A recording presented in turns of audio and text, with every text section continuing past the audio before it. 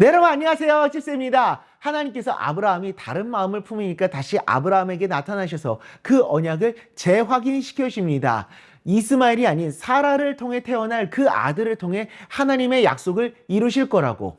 하지만 아브라함은 괜찮으니까 자기가 사랑하는 이스마엘을 축복해주고 그를 통해 이루어달라며 하나님의 뜻을 변경하려고 합니다. 그런데 하나님은 그 말을 듣고 다시 말씀하십니다. 사라가 내년에 아들을 낳을 거라고. 그리고 그 이름을 이삭으로 하라고. 그리고 너와 맺었던 언약을 이삭에게 이어줄 것이며 이삭을 통해 하나님의 뜻을 이루실 거라고 말씀하십니다.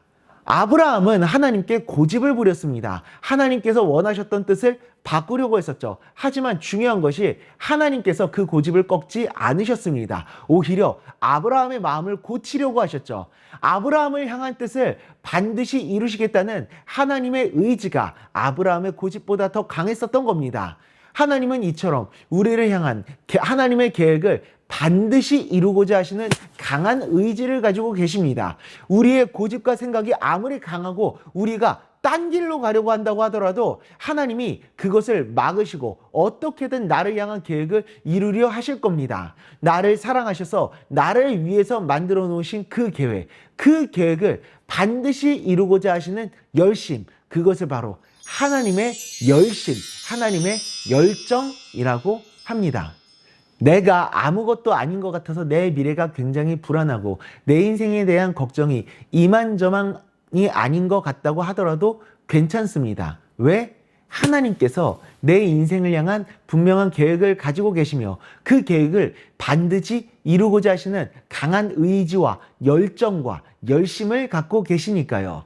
그러니 나 자신을 보지 말고 지금 현재의 상황만 보지 말고 하나님을 바라볼 수 있기를 소망합니다. 하나님을 바라본다는 것은 나의 상황과 현재를 넘어서는 그 하나님의 계획과 뜻과 그것을 이루고자 하시는 하나님의 열심과 열정을 바라보는 겁니다.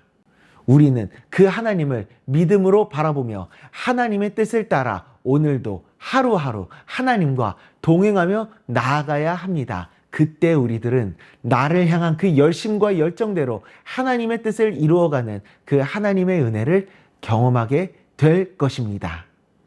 기도하겠습니다.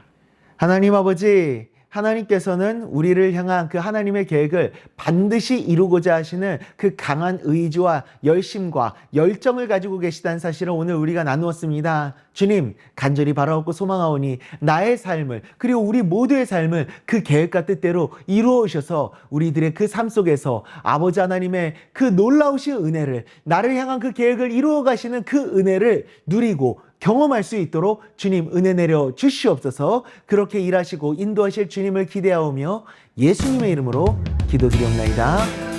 아멘.